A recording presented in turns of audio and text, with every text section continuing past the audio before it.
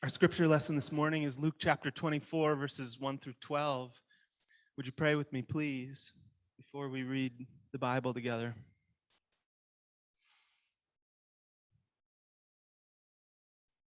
We pray for illumination.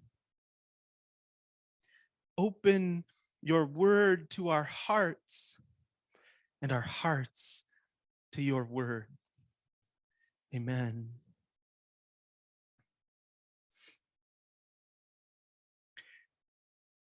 But on the first day of the week, at early dawn, they came to the tomb, taking the spices that they had prepared. They found the stone rolled away from the tomb. But when they went in, they did not find the body. While they were perplexed about this, suddenly, two men in dazzling clothes stood beside them. And the women were terrified, and they bowed their faces to the ground. But the men said to them, "Why do you look for the living among the dead? He is not here, but has risen.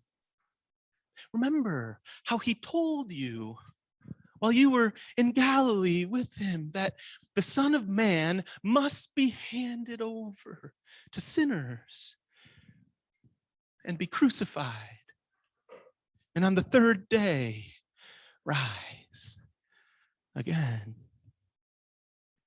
Then they remembered his words, and returning from the tomb, they went and told all of this to the 11 and to all the rest. Now it was Mary Magdalene, Joanna, Mary, the mother of James, and the other women with them who told all this to the apostles.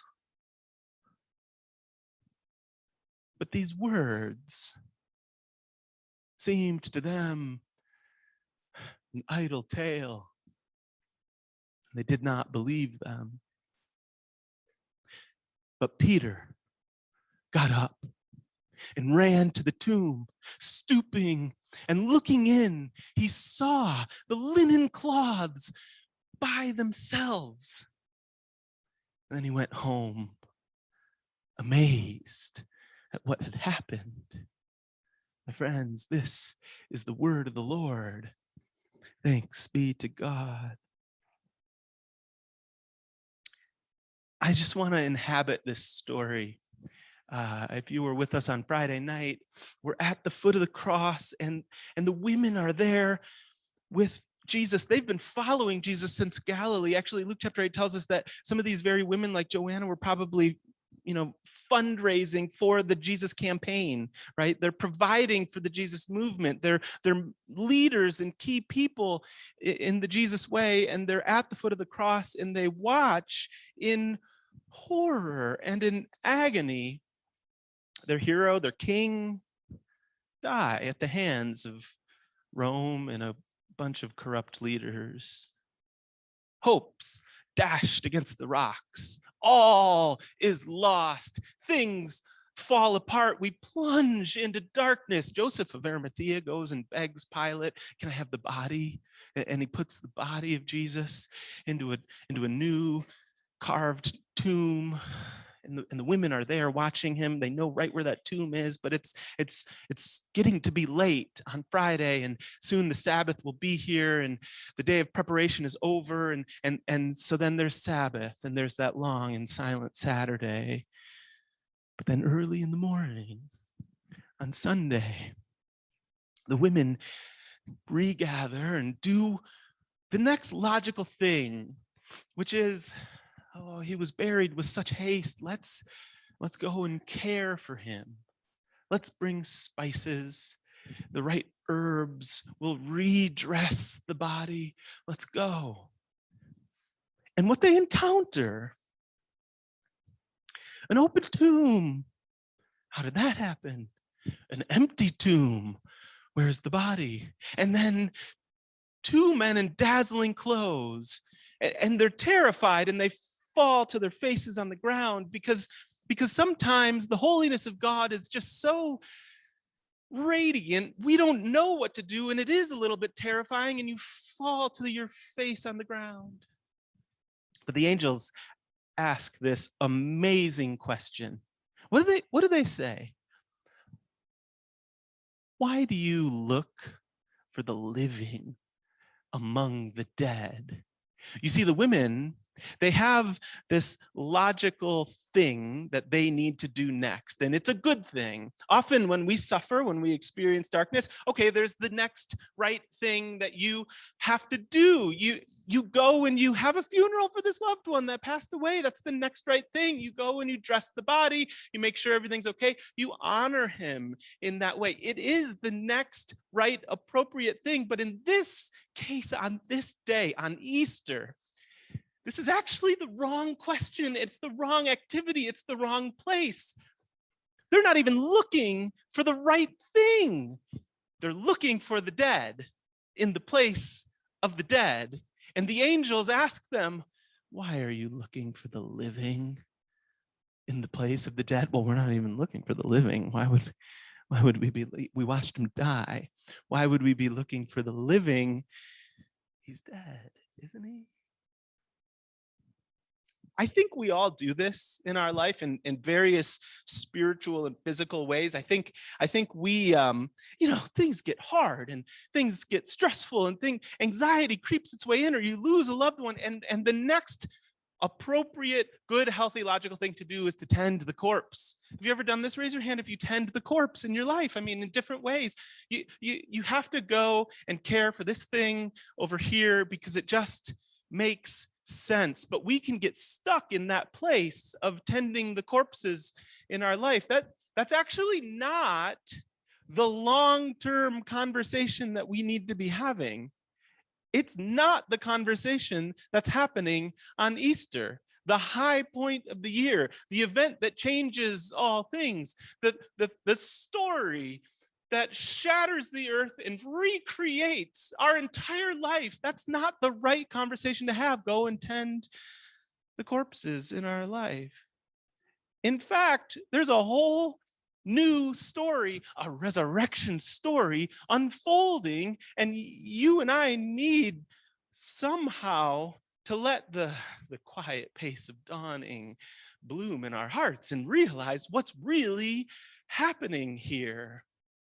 You don't need to tend that corpse anymore. It's a complicated metaphor, I know, but I think some of you, if you're a parent, you tend the corpse. Raise your hand if you've ever been a parent in your entire life. Some of you have been parents. Good. I'm a parent. We tend the corpse all the time in my household. Here's what it looks like. Hillary and I will be sitting on the couch after a wonderful day together, and we'll say, oh, did you see when Eleanor did that thing? She's 4 years old, and it was so cute. Let's bottle that up and never forget it. Let's take a picture of it. Let's freeze frame that. Let's turn that into a mummy. And all of a sudden we're tending the corpse. And we're saying, maybe someday when she's 35 years old, we'll look back at that perfect moment when she was 4. And we'll be so glad that we experienced that with her back there, which is wonderful. It's great. Go ahead and tend your corpse is a good thing to do. Bottle that up and have it in your back pocket to remember.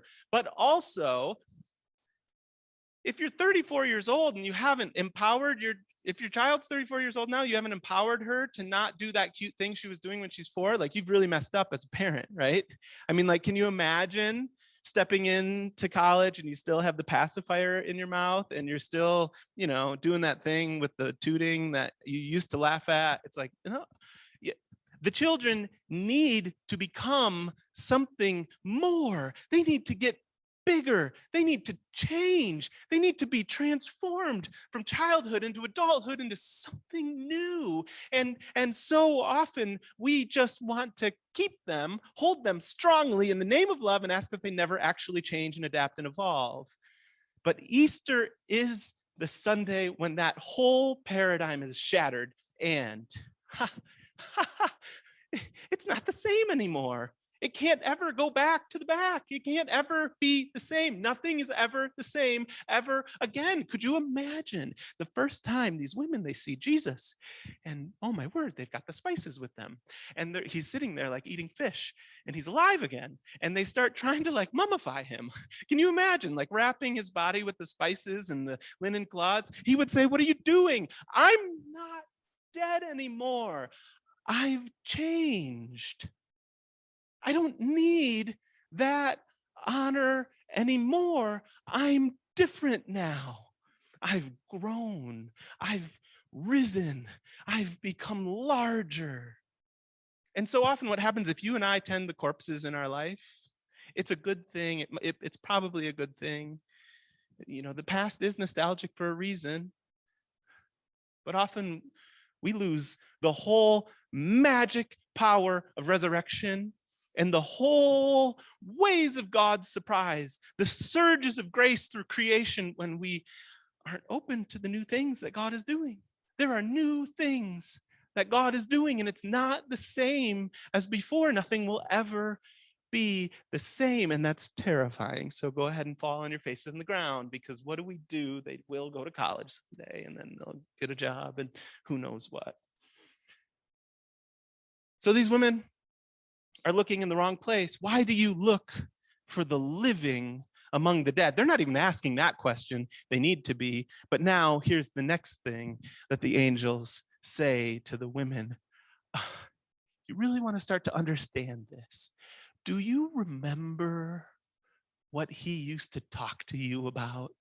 Do you remember when he told you that the Son of Man must be handed over to sinners and be crucified and on the third day rise again? He literally tells them this throughout the book of Luke. And I imagine that in that moment then, from hearing this news, the confused women, Mary and all the Marys, 30 Marys, and Joanna and Susanna, whoever else is there, I imagine they start remembering the words of Jesus. What did he say that one time when this happened? And what about that story that he used to tell? And do you remember that prayer that he used to pray? And they're walking now from the empty tomb back to wherever these disciples are, scared and afraid and locked away. And they're just remembering, and like the exegetical work is stirring in their hearts. I imagine that Mary Magdalene brings up this story. Do you remember that time that Jesus was telling us that about the father who had two sons? Do you remember that one? And he said that the one son, the younger son, went to his father one day and was like, "Dad, I wish you were dead." Not the best thing to say to your father. "Give me my share of your inheritance as if you're dead." And the father's like, "Okay, fine, here's the money." And the older son stays with the father, but the younger son takes all that inheritance and he goes to Las Vegas and he just blows it on like strippers and cocaine. You know this story, right? Jesus tells it. And he hits rock bottom. He loses it all. He's as low as you can get. He finds himself like lower than the pigs, which are not the animal you want to be lower than in the ancient world. And he wakes up and realizes, you know what? I could go back to my dad and beg for something. And he returns to his father. And you're like, why are you telling us this story, Matt? Because I think Mary was sharing this story with the women as they're walking home from the tomb. The father then sees the son from a long way off, and he hikes up his father robe and he runs to him and he hugs him and he throws this wonderful party for this prodigal son who was dead but is now alive, who was lost but is now found. And I imagine Mary Magdalene is like, I mean, he was telling us stories from the very beginning about people who were dead and are now alive, who were lost and are now found. No wonder the story is going to end like this. And then Joanna's like, I got another one. And if you don't know who Joanna is, not Joanna Gaines, Joanna is married to the steward who is the steward of one of the King Herod's households. So Joanna is this woman. She's married to this guy who happens to be in charge of the property and finances of the king. And she's skimming money from the king to fund the Jesus campaign, right? She's like a real Robin Hood. You know this Joanna. You can read about her in Luke. And Joanna, I think another story bursts into her heart that's also about this resurrection business. And she says, do you remember that time when Jesus told us that other story about the rich man and Lazarus?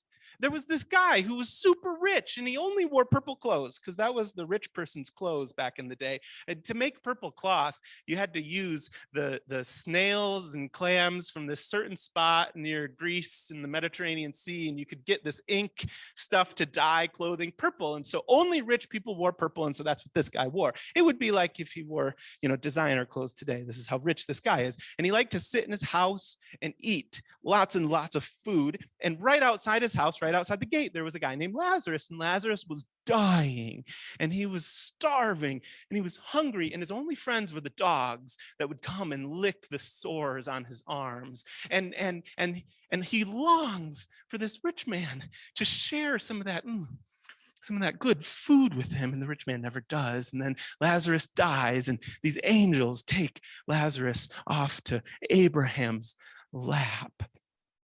And then the rich man dies too. And because of the way he lived, he descends into chaos and into Hades. And he's in this dark and fiery and painful place. And he looks up and he sees way up there, he sees Abraham and he sees Lazarus, and he cries out to Abraham, Abraham. And Abraham says, yes, my child. And somehow they're able to talk to each other. And he says, I'm so thirsty down here in Hades. The fire is so hot. Can you send Lazarus down with some water? Please just have him dip his finger in some water and I'll lick it like a little hamster, please. And Abraham says, there is a chasm between us, my child.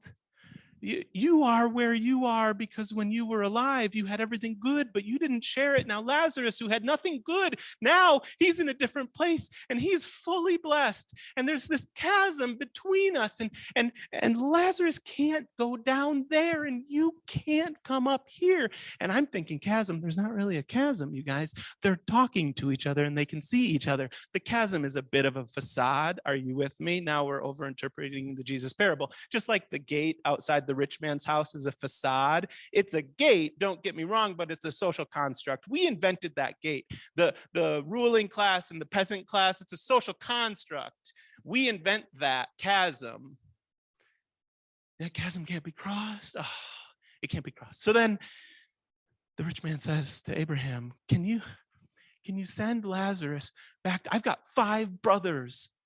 I don't want them to burn with me down here. Can you send Lazarus off to my 5 brothers and do a real like Scrooge McDuck kind of thing? What's that story? Ebenezer Scrooge, like send the ghost back, tell them to change, and maybe they'll change, and maybe they won't. They'll become generous and they'll bless people with their wealth, and they won't just die with me down here. And Abraham says, no, we can't do that. You know why?